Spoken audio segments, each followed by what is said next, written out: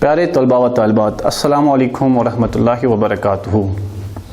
आप सबको ये बात बखूबी पता होगी कि ज़ेर नज़र जो हमारा मज़मून है, जो ज़ेर बहस है, वो है मसनवी। मसनवी की तारीफ़ आपने पढ़ी और समात की होगी, और उसके बाद मीर हसन की हालात ज़िंदगी व अदबी खिदमात के बारे में भी आपने समात किया होगा। आज जो हमारा मज़मून है वो है मीर हसन जो है उनकी लिखी हुई मसनवी, जिसका उन्वान कुछ इस तरह से है,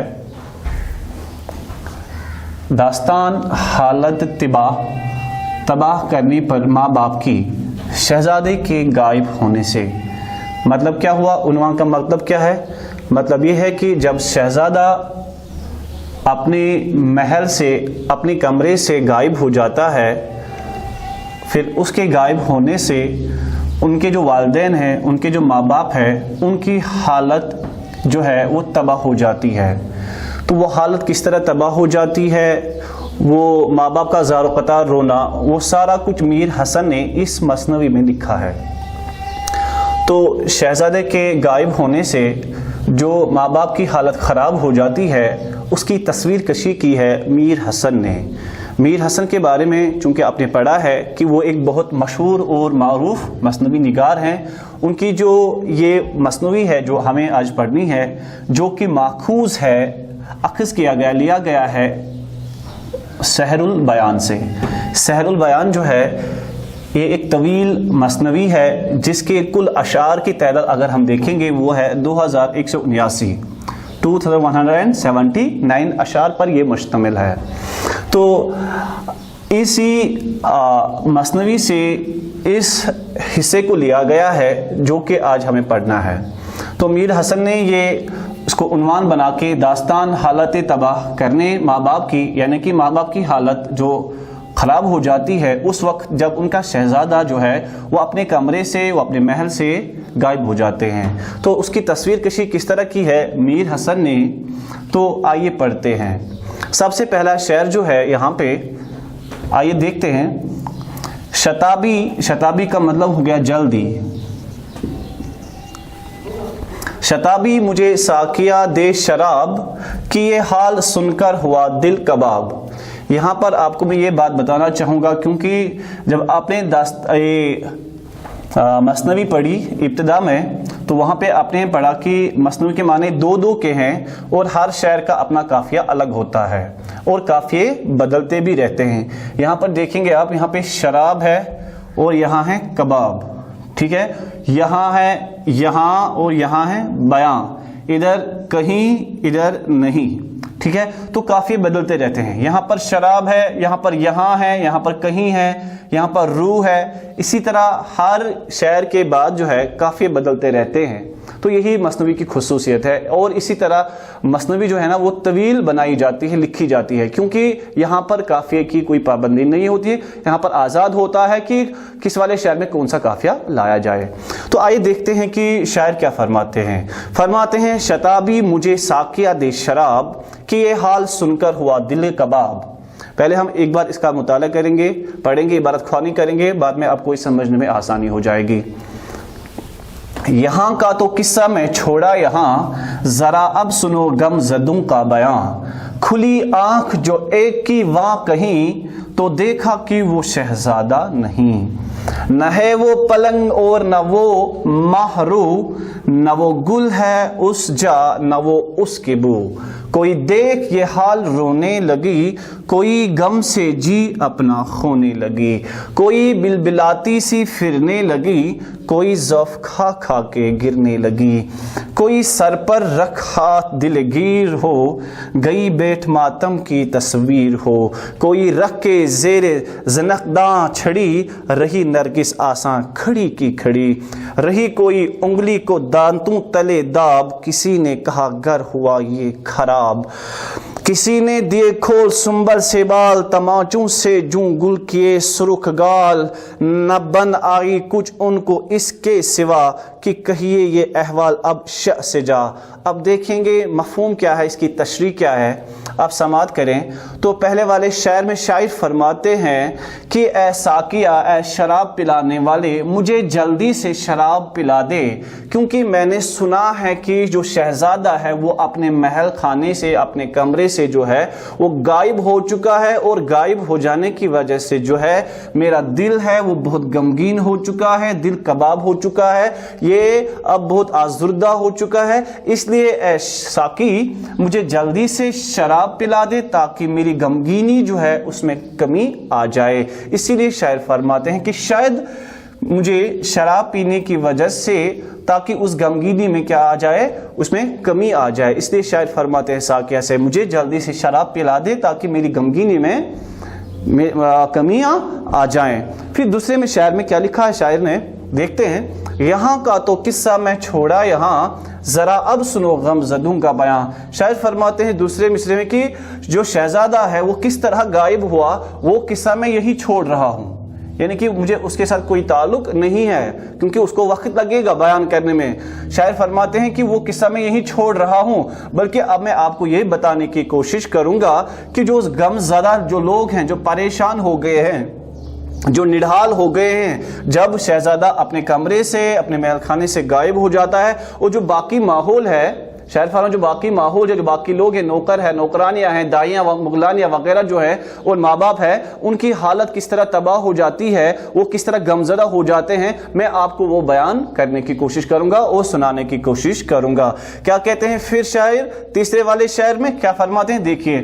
کھلی آنکھ جو ایک کی وہاں کہیں، وہاں سے مراد ہے وہاں، تو دیکھا کہ وہ شہزادہ نہیں۔ فرماتے ہیں شاعر کیا ہوا کہ جو ہی کوئی یعنی کہ مطلب ایک نوکرانی جاتی ہے شہزادے کے کمرے میں اس کو دیکھنے کے لیے کہ شہزادہ وہاں پہ ہے کہ نہیں، یا اس کو اٹھانے کے لیے کیونکہ وہ رات بھر سویا تھا، شاعر فرماتے ہیں کہ کھلی آنکھ جو ایک کی وہاں کہیں، جب کسی کی آنکھ کھل جاتی ہے، جب ایک نوکرانی کی آنکھ کھل جاتی ہے، وہ اس کے جب کمرے میں چلی جاتے ہیں تو وہ کیا دیکھتی ہے کہ وہ دیکھتے ہیں کہ وہاں پہ شہزادہ وہاں پہ موجود نہیں تھا، وہ وہاں پہ غائب ہو چکا تھا، وہ وہاں سے کہیں جا چکا تھا، وہ وہاں سے غائب تھا، اپنے پلنگ پہ وہ نظر نہیں آ رہا تھا۔ تو شاعر فرماتے ہیں کھلی آنکھ جو ایک کی وہاں کہیں، جب کسی کی آنکھ یا کسی نوکرانی کی آنکھ وہاں پہ کھل جاتی ہے تو وہ کیا دیکھتی ہے کہ وہاں پہ شہزادہ موجود نہیں ہے۔ پھر کیا بتایا شاعر نے، نہ ہے وہ پلنگ اور نہ وہ مہرو، نہ وہ گل ہے اس جا نہ وہ اس کی بو۔ تو اس شعر میں شاعر جو ہے وہ شہزادے کو تشبیہ دیتے ہیں ماہ چاند کے ساتھ، یعنی کہ چاند جیسا جو خوبصورت شہزادہ جو تھا، جو اپنے کمرے میں موجود تھا، مگر جب نوکرانی اپنی آنکھ کھول دیتی ہے، مگر وہ کیا دیکھتی ہے کہ پلنگ پہ جو خوبصورت شہزادہ ہوتا ہے وہ وہاں پہ نظر نہیں آ رہا ہے، کیونکہ وہ نہ وہ گل ہے، یعنی کہ وہ گل کی طرح تھا، کون؟ شہزادہ ایک پھول کی مانند تھا، گل کی مانند تھا، اور اس جا نہ وہ اس کی بو ہو گیا، اس کی خوشبو۔ مطلب یہ ہوا کہ شاعر فرماتے ہیں کہ جو ہی اس کے کمرے میں کوئی چلا جاتا ہے، نوکرانی چلی جاتی ہے، تو وہاں پہ نہ پلنگ تھا اور نہ وہ خوبصورت شہزادہ تھا جو گل کی طرح دکھتا تھا، اور اس کی بو یعنی کہ اس کی خوشبو بھی وہاں پہ نہیں تھی، یعنی کہ کچھ بھی وہاں پہ نہیں تھا، نہ شہزادہ تھا نہ پلنگ تھا، یعنی کہ نام و نشان بھی نہیں تھا اس کمرے میں کوئی موجود۔ اس لیے یہاں پہ شاعر نے شہزادے کو گل کے ساتھ بھی تشبیہ دی ہے، اس کو گل کہا ہے اور اس کو محرو بھی کہا ہے، اب اس کی خوبصورتی کو بیان کیا ہے، اس کی خوبیوں کو بیان کیا ہے، بتایا کہ اس کی خوشبو بھی یعنی کہ نام و نشان تک بھی وہاں پہ نہیں مل رہا تھا۔ پھر دیکھیے آپ مزید کیا کہتے ہیں شاعر، کوئی دیکھ یہ حال رونے لگی، کوئی غم سے جی اپنا کھونے لگی۔ کیا فرماتے ہیں شاعر کہ جب باقی نوکرانیاں بھی آ گئی تو انہوں نے کیا دیکھا، جب دیکھا انہوں نے کہ شہزادہ وہاں پہ موجود نہیں ہے تو انہوں نے کیا کہ وہ زار و قطار رونے لگے۔ پھر کوئی غم سے جی اپنا کھونے لگی، یعنی کہ ان کا دل جو ہے نا ان کے اوپر سے جو ان کا بس چل رہا تھا وہ کھونے لگے، یعنی کہ ان کا دل جو ہے نا وہ آزردہ ہو گیا، وہ ماتم کرنے لگی، جی اپنا کھونے لگی، یعنی کہ اب ان کا دل جو ہے نا وہ دھڑکنے لگا کیونکہ شہزادہ اپنی جگہ پہ موجود نہیں تھا۔ پھر شاعر آگے فرماتے ہیں کوئی بلبلاتی سی پھرنے لگی، یعنی کہ کوئی تڑپتی ہوئی نظر آ رہی تھی شہزادے کے غائب ہونے سے، कोई बिलबलाती थी, तड़प रही थी, और कोई ज़ाफ खा खा के गिरने लगी, यानी कि कोई कमज़ोर हो गई, ठीक है ना। जब उन्हें चीखा चिल्लाया, जब शहजादा अपने कमरे में मौजूद नहीं था, इतना ज़ौफ़ यानी कि कमज़ोरी की वजह से, यानी कि जब वो मातम करने लगे, जब वो रोने लगे, तो कोई उनमें से गिरने भी लगा ज़मीन के ऊपर। फिर शायर आगे फरमाते हैं, कोई सर पर रख हाथ दिले गीर हो, यानी कि उनमें से कुछ लोग ऐसे भी थे कि उन्होंने अपने हाथ जो है ना, वो हाथ कोई सर पर रख हाथ दिले गीर हो, यानी कि उनका दिल जो है वो गीर हो गया, वो आजुर्दा हो गया, परेशान हो गया, और उन्होंने अपने सर पर अफसूसी की हालत में, गमगीनी की हालत में अपने सर के ऊपर क्या रखा, हाथ रखा, यानी कि अफसोस करने लगे और मातम करने लगे। गई बैठ मातम की तस्वीर हो, जैसे कोई तस्वीर हो उस तरह वो बैठने लगे, क्योंकि तस्वीर बोलती नहीं है, हाँ, तस्वीर जैसे वो बुत बन गए, इस तरह वो मातम करने लगे जैसे क्या हो, तस्वीर हो। फिर आगे शायर फरमाते हैं, कौन, मीर हसन फरमाते हैं, देखो कितनी खूबसूरती के साथ उस हालत को बयान किया है। हाँ, फिर उसके बाद शायर फरमाते हैं, कोई रख के ज़ेरे ज़नकदान छड़ी रही नरगिस आसा खड़ी की खड़ी। शायर फरमाते हैं कि उनमें से कोई ऐसा भी दिखाई दे रहा था जो अपने थोड़ी के नीचे अपने हाथ को रख रही थी, जिस तरह जैसे कि एक छड़ी रख दी गई हो। हाँ, जैसे कौन होती है, जैसे नरगिस जैसे फूल होती है, वो जिस तरह खड़ी की खड़ी रह जाती है, यानी कि उसमें कोई लोग ऐसे भी दिखाई देते थे जो अपनी थोड़ियों के ऊपर क्या अपने हाथ रखते हुए नजर आ रहे थे। हाँ, जैसे कौन थे, जैसे नरगिस जैसे फूल जो है ना, वो खड़े के खड़े रह गए। तो फिर उसके बाद शायर फरमाते हैं, रही कोई उंगली को दांतों तले दाब, किसी ने कहा गर हुआ ये खराब। शायर फरमाते हैं कि उनमें से कोई ये कहने लगा, यानी कि वो हैरत में कहने लगे, दांतों तले उंगली दबाना मतलब हो गया हैरान होना, परेशान होना, ताज्जुब में पड़ जाना। शायर फरमाते हैं कि उनमें से बहुत से लोग ऐसे थे कि उन्होंने ताज्जुब किया। फिर क्या कहा कि उनमें से किसी ने कहा कि जो घर है, जो ये महल खाना है, ये खराब हो गया, क्योंकि अब शहजादा यहाँ पे मौजूद नहीं है, क्योंकि शहजादे की वजह से पूरे महल में रौनक थी, अब वो रौनक ही खत्म हो गई, क्योंकि शहजादा अब जो है वो अपने घर में मौजूद नहीं था, अपने महल में मौजूद नहीं था, इसलिए हर कोई परेशान था। उसके बाद क्या फरमाते हैं शायर, किसी ने दिए खोल सुंबल से बाल, तमाचों से जूं गुल के सुर्ख गाल। शायर फरमाते हैं कि उनमें से किसी ने क्या काम किया, जब शहजादा गायब हो गया अपने कमरे से, तो किसी ने क्या काम किया, उसने सुंबल जैसे बाल जो है ना वो खोल दिए, और उसके बाद उन्होंने क्या किया, तमाचों से जूं गुल किए सुर्ख गाल, और उन्होंने शहजादे के गायब होने की वजह से जब उनसे रहा न गया, जब उनका दिल जो है आजुर्दा हो गया, परेशान हो गया, जब उनका दिल जो है वो कबाब हो गया, फिर उन्होंने क्या फरमाया, शायर ने फरमाया कि उन्होंने अपने चेहरे को मारना चाहा और मारने की पुरजोर कोशिश की, तमाचे मार दिए अपने, और उन तमाचों के मारने से उनके जो गाल हैं वो सुर्ख हो गए।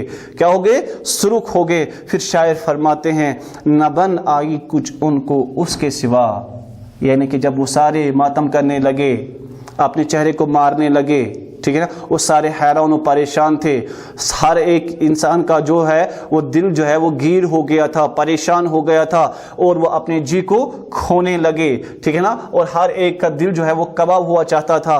फिर शायर फरमाते हैं कि अब उनको एक ही बात सूझी, यानी कि एक ही बात अब उनके अक्ल में आ गई, उनके जहन में आई। क्या बात आई कि कहिए ये अहवाल अब शाह से शाह हो गया बादशाह। शाह का माना है बादशाह। शायर फरमाते हैं कि अब उनके जहन में सिर्फ अब ये एक बात आ गई कि ये जो अहवाल है, यानी कि जो ये शहजादा गायब हो गया, अभी तक ये नौकरानियों को पता था, जो बाकी वहां पे लोग मौजूद थे उनको ये खबर थी कि शायद शहजादा जो है वो अपने कमरे में मौजूद नहीं है, ना वहां पे पलंग है और न ही और कोई चीज जो शहजादे के साथ मुंसलिक हो। शायर फरमाते हैं कि अब उन्होंने मशवरा किया कि ये जो अहवाल है, जो ये हाल है, जो शहजादा अपने कमरे में मौजूद नहीं है, ये अहवाल किसको سنائے جائیں بادشاہ سے، یعنی کہ اس کے والد صاحب کو یہ احوال جو ہے سنائے جائے تاکہ ان کو بھی پتا چلے جو ان کا جو لخت جگر ہے، جو ان کے آنکھوں کا نور ہے، نور نظر ہے، شہزادہ ہے، وہ اپنے کمرے میں موجود نہیں ہے اور نہ ہی پلنگ بھی موجود ہے۔ تو پیارے بچوں اس کے آگے جو ہے، اس کے آگے ہم انشاءاللہ الرحمن کل پڑھیں گے۔ یہ ایک مختصر سا جو حصہ جو ہے آج ہم نے پڑھا ہے اور اپنے سماعت کیا اس کی تشریح، اور یہ بھی بتاتا چلوں اسی کے ساتھ یہ جو سحر البیان ہے، سحر البیان سے ماخوذ ایک حصہ جو آپ نے سماعت کیا، یہ سحر البیان جو ہے یہ 18ویں صدی کے رواج کے مطابق لکھی گئی تھی، ٹھیک ہے، اور یہ کہانی جو ہے اس میں بادشاہوں کا ذکر بھی ملتا ہے، وزیروں کا ذکر بھی ملتا ہے، شہزادے ہے، شہزادیوں کا ذکر ملتا ہے، جن پریوں کا ذکر ملتا ہے، اور اس کے ساتھ ساتھ جو اس میں کردار آپ کو دیکھنے کو ملیں گے، ایک تو وہ شہزادہ اس کا نام ہوتا ہے بے نظیر، جو اپنے یہ ابھی سماعت کیا، اس میں جو شہزادہ غائب ہو جاتا ہے تو پھر سیدھے پتہ چلتا ہے اس کا نام کیا تھا، بے نظیر اس کا نام تھا، کیونکہ وہ شہزادہ ہوتا ہے۔ اور شہزادی کون ہوتی ہے؟ اس کا نام ہوتا ہے بدر منیر، ٹھیک ہے، اور ایک خاتون اور ہوتی ہے، اس کا نام ہوتا ہے نجم النساء۔ اس کے علاوہ اور ایک پری ہوتی ہے، اس کا نام پری محروق۔ اس کے علاوہ اور ایک کریکٹر اس میں، کردار اس میں آپ کو دیکھنے کو وہ ہے فیروز شاہ۔ تو یہ سب کچھ آپ نے سماعت کیا، امید کرتا ہوں کہ آپ کو سمجھ میں آیا ہوگا۔ تو یہ ایک مشہور اور معروف مثنوی نگار کی لکھی ہوئی سحر البیان سے ماخوذ یہ مختصر سا مثنوی جو آپ نے سماعت کیا، تو یہ ایک مشہور اور معروف کیا ہے، مثنوی ہے جو آپ نے سماعت کی۔ تو آج کے لیے اتنا کافی ہے۔ السلام علیکم ورحمۃ اللہ وبرکاتہ۔